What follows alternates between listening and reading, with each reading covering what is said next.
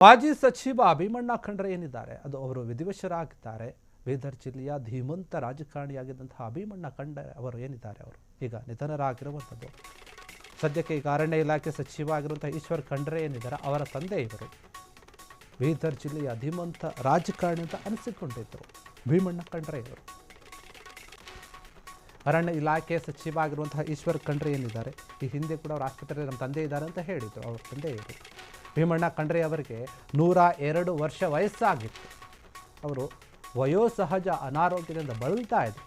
ಭೀಮಣ್ಣ ಖಂಡ್ರೆ ಅವರನ್ನು multi speciality and super speciality ಆಸ್ಪತ್ರೆಗೆ ದಾಖಲು ಕೂಡ ಮಾಡಿರ್ತಾರೆ ಚಿಕಿತ್ಸೆಯನ್ನು ಪಡೆಯೋಕ್ಕೆ. ಅಲ್ಲಿ ಇದ್ಕೊಂಡು ಕೆಲ ದಿನಗಳ ಕಾಲ ಅವರು ಚಿಕಿತ್ಸೆಯನ್ನು ಕೂಡ ಪಡಿತಾ ಇರ್ತಾರೆ. ಆದರೆ ಆಸ್ಪತ್ರೆಯಲ್ಲಿ ಚಿಕಿತ್ಸೆಗೆ ಸ್ಪಂದಿಸಿದ ಕಾರಣ ಅವರನ್ನು ಮನೆಗೆ ವಾಪಸ್ ತೆಗೆದುಕೊಂಡು ಬಂದು ಆರೈಕೆ ಮಾಡಲಾಗ್ತಾ ಇರುತ್ತೆ.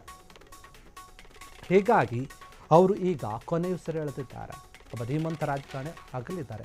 4 ಬಾರಿ ಶಾಸಕರು, 2 ಬಾರಿ ಪರಿಷತ್ ಸದಸ್ಯರು ಕೂಡ ಆಗಿದ್ದರು. ಅವರು ಬಾಲ್ಕಿ ಕ್ಷೇತ್ರದಿಂದ 4 ಬಾರಿ ಶಾಸಕರಾಗಿ ಆಯ್ಕೆಯಾಗಿದ್ದರು.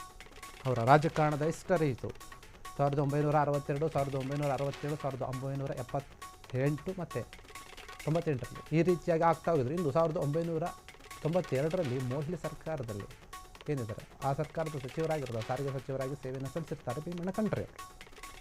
1994, 2000ರಲ್ಲಿ MLC ಆಗಿ ಭೀಮಣ್ಣ ಖಂಡ್ರೆ ಆಯ್ಕೆಯಾಗಿರ್ತಾರೆ.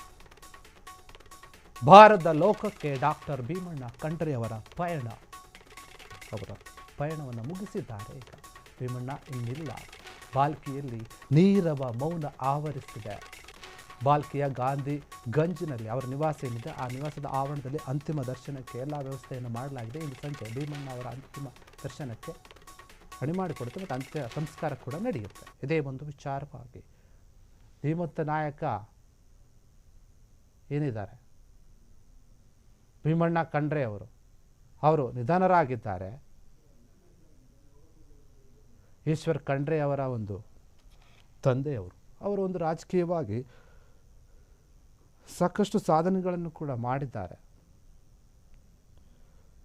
ತಂದೆಯ ಒಂದು ಅಗಲಿಕೆಯ ಒಂದು ನೋವನ್ನು ಈಗ ಈಶ್ವರ್ ಖಂಡ್ರೆ ಅವರು ಕೂಡ ಅನುಭವಿಸ್ತಾ ಇದ್ದಾರೆ. ಇದೇ ಒಂದು ವಿಚಾರವಾಗಿ ಅವರು ಹಿಂದೆ ಅನಾರೋಗ್ಯದಿಂದ ಬಳಲ್ತಾ ಇದ್ದರು. ಅನಾರೋಗ್ಯದಿಂದ ಬಳಲಬೇಕಾದ್ರೆ ಅವ್ರನ್ನ ಆಸ್ಪತ್ರೆಗೆ ಕೂಡ ದಾಖಲಿಸಿರ್ತಾರೆ, ಚಿಕಿತ್ಸೆಯನ್ನು ಪಡಿತಾ ಇರ್ತಾರೆ. ಆದರೆ ಅಲ್ಲಿ ಅದು ಡಾಕ್ಟರ್ ಏನು ಚಿಕಿತ್ಸೆಯನ್ನು ಕೊಡ್ತಾ ಇರ್ತಾರೆ ಆ ಚಿಕಿತ್ಸೆಗೆ ಅವರು ಸ್ಪಂದಿಸಿರೋದಿಲ್ಲ. ಅದಕ್ಕಾಗಿ ಅವ್ರನ್ನ ಮನೆಗೆ ವಾಪಸ್ ಕರ್ಕೊಂಡು ಬಂದಿರ್ತಾರೆ. ಮನೆಗೆ ವಾಪಸ್ ಕರ್ಕೊಂಡು ಬಂದು ಅಲ್ಲೇ ಮನೆಯಲ್ಲೇ ಆರೈಕೆ ಮಾಡ್ತಾ ಇರಬೇಕಾದ್ರೆ ಈಗ ನಿನ್ನೆ ರಾತ್ರಿ ಅವರು ವಿಧಿವಶರಾಗಿರುವಂಥದ್ದು. ಬಾಲ್ಕಿ ಕ್ಷೇತ್ರದಿಂದ 4 ಬಾರಿ ಶಾಸಕರಿಗೆ ಆಯ್ಕೆಯಾಗಿರ್ತಾರೆ. ಅವರ ರಾಜಕೀಯದ ಒಂದು ಇತಿಹಾಸ ಇದು. 67, 62, 67, 78 ಮತ್ತು 83ರಲ್ಲಿ ಜಯಗಳಿಸಿರ್ತಾರೆ. ಇನ್ನು 92ರಲ್ಲಿ ಮೊಯ್ಲಿ ಸರ್ಕಾರದಲ್ಲಿ ಸಚಿವರು ಕೂಡ ಆಗಿರ್ತಾರೆ, ಸಾರಿಗೆ ಸಚಿವರಾಗಿರ್ತಾರೆ. ಈಗ ಮಗ ಏನಿದ್ದಾರೆ ಅವರು ಅರಣ್ಯ ಸಚಿವರು, ಅವರು ಈ ಹಿಂದೆ ಸಾರಿಗೆ ಸಚಿವರಾಗಿರ್ತಾರೆ.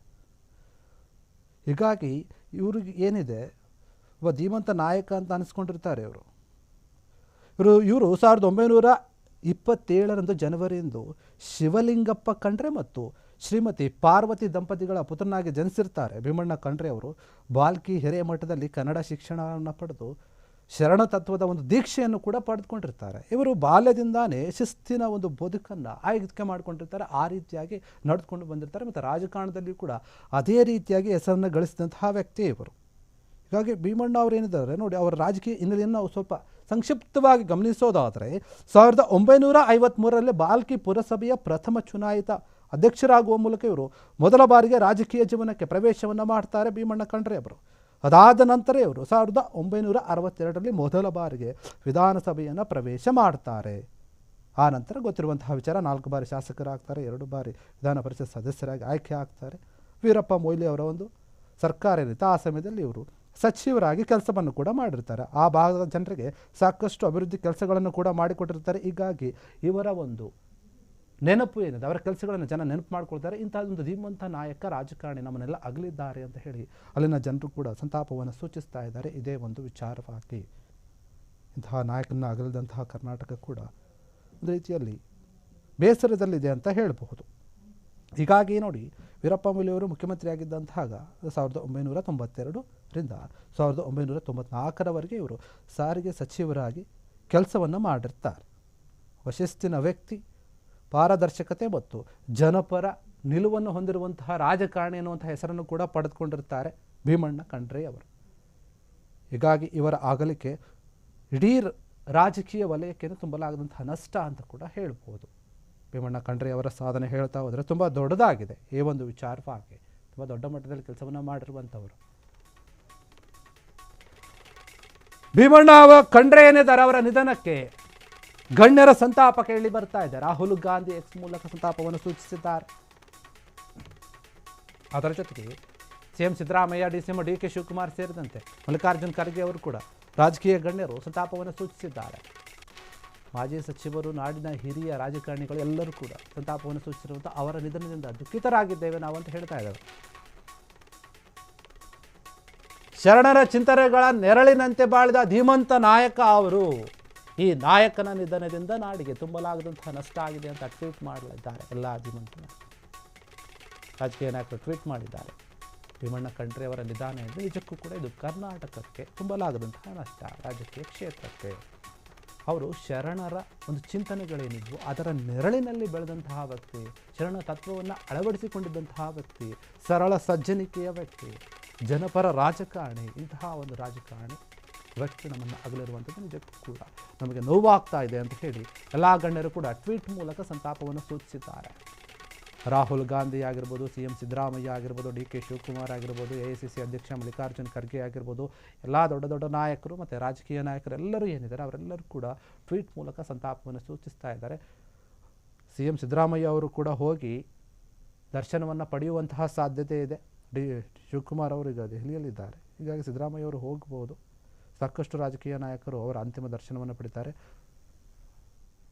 ಅದಾದ ನಂತರ ಅವರ ಸಂಜೆ ಅವರ ಏನು ಅಂತ್ಯ ಸಂಸ್ಕಾರವನ್ನು ಮಾಡಲಾಗುತ್ತೆ. ಈ ಒಂದು ವಿಚಾರವಾಗಿ ಸಿದ್ದರಾಮಯ್ಯ ಅವರು ಟ್ವೀಟ್ ಮೂಲಕ ಸಂತಾಪವನ್ನು ಸೂಚಿಸ್ತಾ ಹೇಳಿ ಈ ಒಂದು ನಾಯಕನ ಬಗ್ಗೆ ಸ್ಮರಿಸಿದ್ದಾರೆ. ಅವರು ಮಾಡಿದಂತಹ ಕೆಲಸಗಳಾಗಿರ್ಬೋದು, ಮತ್ತೊಂದು ಎಲ್ಲ ಒಂದು ಕೆಲಸಗಳನ್ನು ಕೂಡ ನೋಡಿ.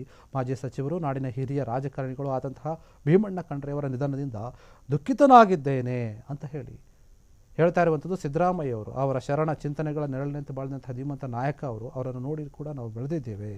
ಮಹಾತ್ಮ ಗಾಂಧಿಯವರ ನಾಯಕತ್ವದಲ್ಲಿ ಸ್ವಾತಂತ್ರ್ಯ ಹೋರಾಟದಲ್ಲಿ ಭಾಗಿಯಾಗಿದ್ದರು ಭೀಮಣ್ಣ ಖಂಡ್ರೆ ಅವರು ಅಂತ ಕೂಡ ಅದನ್ನು ಉಲ್ಲೇಖ ಮಾಡಿದ್ದಾರೆ ಸಿಎಂ ಸಿದ್ದರಾಮಯ್ಯ ಅವರು. ಇವರ ಒಂದು ವಿಚಾರವಾಗಿ ಭೀಮಣ್ಣ ಖಂಡ್ರೆ ಅವರು ಎಂತಹ ವ್ಯಕ್ತಿ, ಯಾಕಂದರೆ ಅವರಿಗೀಗ 102 ವರ್ಷ ವಯಸ್ಸಾಗಿತ್ತು.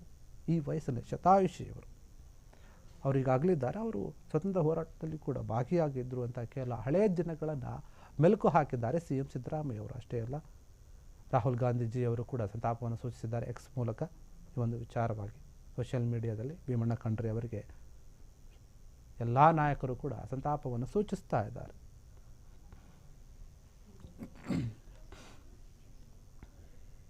ಕ್ಷಣ ಕ್ಷಣದ ಸುದ್ದಿಗಳಿಗಾಗಿ ಫ್ರೀಡಂ ಟಿವಿ ಸಬ್ಸ್ಕ್ರೈಬ್ ಮಾಡಿ, ಲೈಕ್ ಮಾಡಿ ಹಾಗೂ ಫಾಲೋ ಮಾಡಿ. ಹೊಸ ಸುದ್ದಿಗಳ ನೋಟಿಫಿಕೇಶನ್ಗಾಗಿ ಬೆಲ್ ಐಕಾನ್ ಮೇಲೆ ಕ್ಲಿಕ್ ಮಾಡಿ.